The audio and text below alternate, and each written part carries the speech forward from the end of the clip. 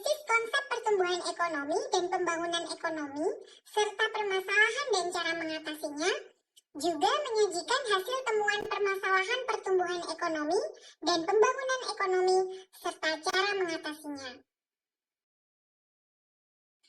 Adapun pada bagian kedua ini, saya akan lebih fokus dalam membahas pembangunan ekonomi dengan pokok bahasan yang pertama yaitu pengertian pembangunan ekonomi, yang kedua yaitu perbedaan dan persamaan antara pembangunan dan pertumbuhan ekonomi, yang ketiga yaitu perencanaan pembangunan ekonomi, yang keempat yaitu indikator keberhasilan pembangunan ekonomi, yang kelima adalah faktor yang mempengaruhi pembangunan ekonomi, yang keenam adalah masalah dalam pembangunan ekonomi, yang tujuh tentang kebijakan dan strategi pembangunan ekonomi, dan yang terakhir adalah dampak pembangunan ekonomi. Nah, agak banyak ya, kita bahas satu persatu dahulu. Kita mulai dari pengertian pembangunan ekonomi. Pembangunan ekonomi adalah sebuah proses yang bertujuan untuk meningkatkan pendapatan per kapita penduduk atau masyarakat di sebuah negara dalam jangka yang panjang, yang disertai dengan perubahan yang fundamental dalam struktur ekonomi dan pemerataan pendapatan bagi penduduk dalam suatu negara. Pembangunan ekonomi tersebut akan memberikan perubahan pada masyarakat, baik dari sisi teknologi, pola pikir masyarakat, maupun kelembagaan. Nah, definisi tersebut mengandung pengertian bahwa pembangunan ekonomi itu merupakan suatu perubahan yang terjadi secara terus-menerus melalui serangkaian kombinasi proses demi mencapai sesuatu yang lebih baik, yaitu adanya peningkatan pendapatan per kapita yang terus-menerus berlangsung dalam jangka panjang. Itulah yang dimaksud dengan pembangunan ekonomi. Adapun perbedaan antara pembangunan dan pertumbuhan ekonomi, yang pertama kalau pembangunan ekonomi itu merupakan peningkatan kualitas hasil produksi. Kualitas hasil produksinya ya, sedangkan kalau pertumbuhan ekonomi itu hanya kenaikan jumlah. Nah, jumlah hasil produksi yang berupa barang dan jasa. Sekali lagi kalau pembangunan itu yang meningkat adalah kualitasnya, kalau pertumbuhan hanya jumlahnya saja. Yang kedua, pembangunan ekonomi itu kenaikan jumlah GNP persentasenya lebih besar daripada jumlah penduduknya. Jadi kenaikan persentase GNP-nya itu lebih besar daripada kenaikan jumlah penduduknya. Nah, sedangkan kalau pada pertumbuhan ekonomi itu, kenaikan jumlah GNP dari tahun ke tahun dan memperhatikan apakah kenaikannya lebih besar atau lebih kecil daripada kenaikan jumlah penduduk. Kemudian perbedaan yang ketiga, pada pembangunan ekonomi, peningkatan GNP dari tahun ke tahun itu disertai dengan perubahan struktur ekonomi. Nah, ada perubahan struktur ekonomi dari tradisional menjadi modern, serta ditandai dengan adanya perkembangan iptek atau ilmu pengetahuan dan teknologi. Sedangkan jika pertumbuhan ekonomi, kenaikan GNP dari tahun ke tahun itu tidak disertai dengan perubahan struktur ekonomi dan juga tidak disertai dengan kemajuan perkembangan iptek. Perbedaan yang keempat, kenaikan GNP pada pembangunan ekonomi itu disertai dengan peningkatan kesejahteraan masyarakat. Jadi masyarakatnya sejahtera. Juga adanya pemerataan pendapatan dan pertumbuhan jumlah penduduk. Sedangkan kalau pada pertumbuhan ekonomi, kenaikan GNP itu tidak disertai dengan peningkatan kesejahteraan masyarakat. Mungkin kenaikan GNP pada pertumbuhan ekonomi itu disebabkan karena adanya kenaikan pendapatan di sekelompok masyarakat saja, sehingga tidak diikuti oleh kesejahteraan masyarakat secara keseluruhan. Nah, itu perbedaan antara pembangunan dan pertumbuhan ekonomi. Selanjutnya kita ke persamaan. Apa sih persamaan antara pertumbuhan dan pembangunan ekonomi? Yang pertama yaitu keduanya merupakan kecenderungan di bidang ekonomi. Nah, keduanya kan memang merupakan bagian dari bidang ekonomi. Yang kedua, pertumbuhan dan pembangunan ekonomi itu pokok permasalahan akhirnya adalah sama, yaitu besarnya pendapatan per kapita. Persamaan yang ketiga yaitu pemerintah memerlukan dukungan rakyat, baik pada pertumbuhan maupun pembangunan ekonomi. Nah, yang keempat, keduanya sama-sama berdampak pada kesejahteraan rakyat. Adapun perencanaan pembangunan ekonomi adalah awal dari membangun ekonomi menjadi lebih baik dari sebelumnya. Dalam hal ini, membenahi pembangunan ekonomi menjadi yang lebih baik lagi dari tahun sebelumnya. Setiap negara itu memiliki perencanaan pembangunan ekonominya sendiri-sendiri.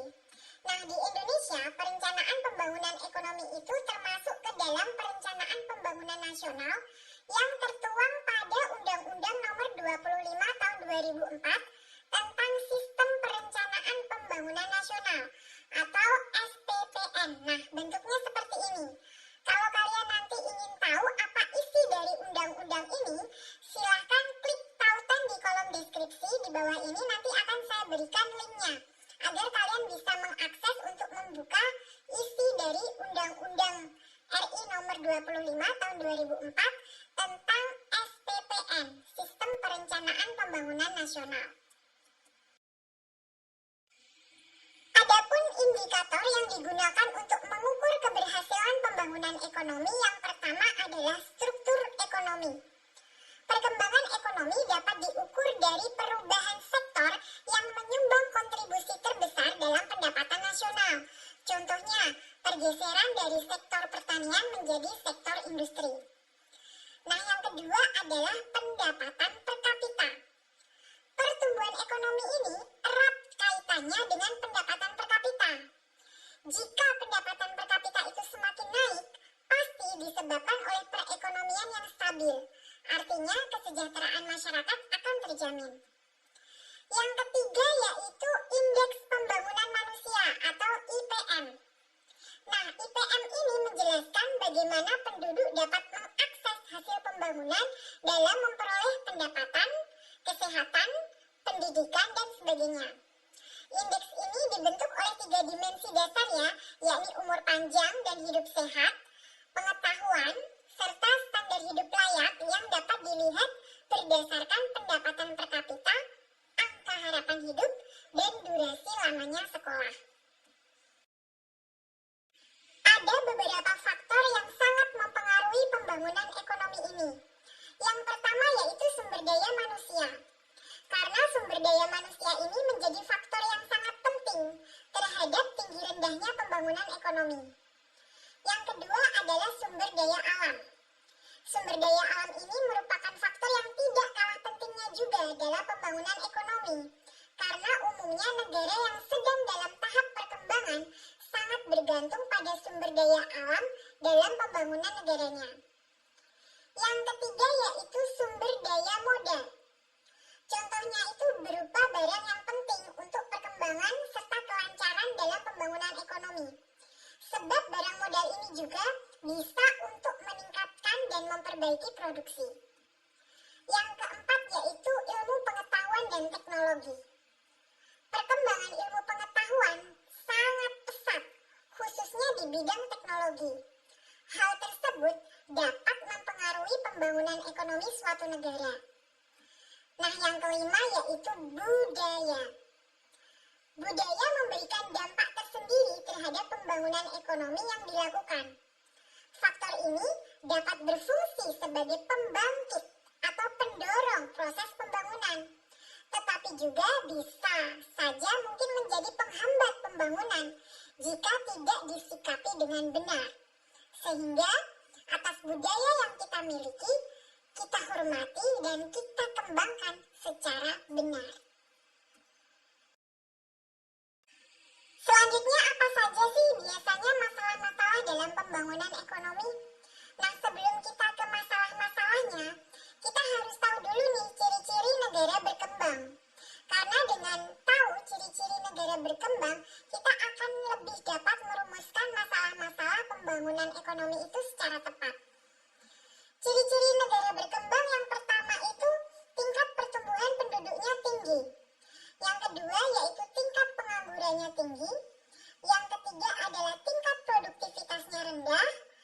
kemudian kualitas hidupnya rendah.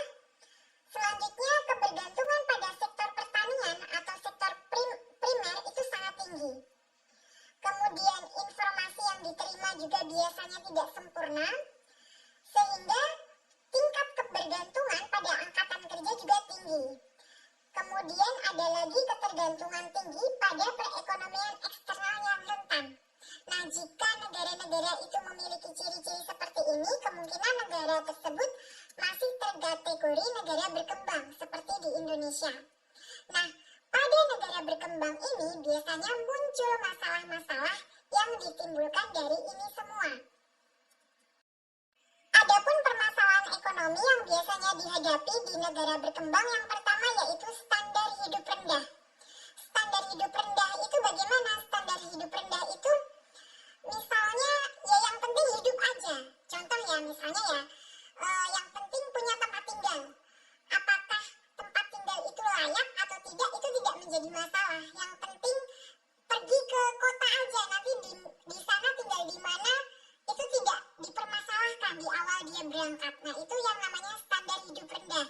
Jadi yang penting ada tempat tinggal tanpa memperhatikan kelayakan dari tempat tinggal itu layak atau enggak sebagai tempat hunian. Nah, itu yang dimaksud dengan standar hidup rendah. Yang kedua yaitu tingginya pertumbuhan penduduk. Yang ketiga yaitu tingginya pengangguran. Nah, jika pengangguran ini tinggi, maka akan terjadi ketergantungan terhadap angkatan kerja. Yang keempat, tingginya kemiskinan. Nah, ini dampak dari tingginya pengangguran itu yang mengakibatkan tingkat kemiskinan itu naik. Yang kelima, maka adanya tingkat produksi yang rendah. Nah, adanya produksi yang rendah, kemudian juga adanya tingkat pendidikan yang rendah, karena dianggap pendidikan itu tidak penting. Yang penting adalah bekerja tanpa memandang skill ataupun pendidikan. Nah, itu biasanya masalah-masalah yang dihadapi oleh negara berkembang. Untuk menyusun kebijakan dan strategi pembangunan, Indonesia telah membuat rencana 5 tahunan untuk pembangunan ekonomi yang disebut dengan Rencana Pembangunan Jangka Menengah atau RPJM. RPJM ini diprogramkan mulai tahun 2005 sampai tahun 2025 dengan dibagi menjadi 4 tahap. Tahap yang pertama yaitu RPJM pertama, yaitu tahun 2005 sampai 2019. RPJM ini melakukan penataan ulang terhadap sistem perekonomian di wilayah Indonesia untuk mewujudkan Indonesia yang aman, damai, adil, demokratis, serta meningkatkan kesejahteraan dan kemakmuran rakyat. RPJM yang kedua yaitu tahun 2010 sampai 2014, di mana pada RPJM 2 ini lebih memantapkan pada proses penataan ulang dengan meningkatkan kualitas sumber daya manusia serta pengembangan terhadap ilmu pengetahuan dan teknologi. RPJM yang ketiga yaitu tahun 2015 sampai 2019 lebih memfokuskan pada penyempurnaan terhadap penataan ulang dan memfokuskan pembangunan pada peningkatan kualitas sumber daya manusia yang didukung dengan pengembangan iptek untuk meningkatkan daya saing perekonomian negara. Nah, RPJM yang keempat yaitu tahun 2020 sampai tahun 2025 yaitu bertujuan untuk mencapai Indonesia yang mandiri, maju, adil dan makmur dengan mencapai tingkat tertinggi dari daya saing kompetitif perekonomian yang didukung oleh pengembangan ilmu pengetahuan dan teknologi serta sumber daya manusia yang berkomputan dan berdaya saing. Adapun dampak dari pembangunan ekonomi itu saya bagi menjadi 2 sisi ya. Yang pertama adalah dampak positif dari pembangunan ekonomi. Melalui pembangunan ekonomi, pelaksanaan kegiatan perekonomian itu akan berjalan lebih lancar dan mampu mempercepat proses pertumbuhan ekonomi. Yang kedua yaitu dengan adanya pembangunan ekonomi itu dimungkinkan terciptanya lapangan pekerjaan yang dibutuhkan oleh masyarakat sehingga akan mengurangi pengangguran. Yang ketiga, dengan terciptanya lapangan pekerjaan dari pembangunan ekonomi itu secara langsung akan memperbaiki tingkat pendapatan nasional. Kan udah dapat pekerjaan nih, berarti kan akan mempengaruhi pendapatan nasional. Yang keempat, yaitu melalui pembangunan ekonomi dimungkinkan adanya perubahan struktur perekonomian dari struktur ekonomi agraris menjadi struktur ekonomi industri, sehingga kegiatan ekonomi yang dilaksanakan oleh negara akan menjadi semakin beragam dan juga dinamis. Nah, yang kelima, pembangunan ekonomi ini kan menuntut adanya peningkatan kualitas SDM, sehingga dimungkinkan jika kualitas SDM itu meningkat, maka ilmu pengetahuan dan teknologi juga semakin berkembang pesat, sehingga makin meningkat kesejahteraan masyarakat. Adapun dampak negatif dari pembangunan ekonomi yang pertama yaitu dengan adanya pembangunan ekonomi yang tidak terencana dengan baik, biasanya itu mengakibatkan adanya kerusakan lingkungan hidup. Nah, ini yang harus dihindari. Yang kedua yaitu industrialisasi yang muncul akibat adanya pembangunan ekonomi itu biasanya mengakibatkan berkurangnya lahan pertanian. Nah, lahan pertanian itu biasanya digusur atau dialihkan sebagai lahan industri yang baru. Yang ketiga yaitu tersingkirnya atau hilangnya habitat alam, baik alam hayati maupun hewani. Nah, yang keempat ini yang lebih parahnya biasanya terjadi pencemaran air, udara, dan tanah karena ketidakdisiplinan manusia maupun akibat dari industrialisasi yang tidak bertanggung jawab tadi. Oleh karena itu kita harus memanfaatkannya secara benar dan menggunakannya secara bijak tentang pembangunan ekonomi dan pertumbuhan ekonomi ini agar dampak